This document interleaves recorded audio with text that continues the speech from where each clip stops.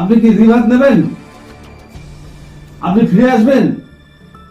পুনর্জন্ম নেবেন? Mister Rahul, mister Rahul, আপনি কি পুনর্জন্ম নেবেন? Yes, yes, yes.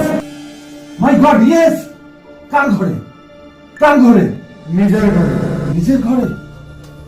নিজের ঘরে? মিস্টার রাহুল, মিস্টার রাহুল, আমার খুব জানতে ইচ্ছা করছে, আপনি তো রিভাত নিচ্ছেন, আপনি এই মুহূর্তে কোথায় থাকছেন? আপনি এই মুহূর্তে কোথায় থাকছেন? তালসাড়ি, কেওড়াতলা, গলগ্রিন নাকি বিজয়গড়?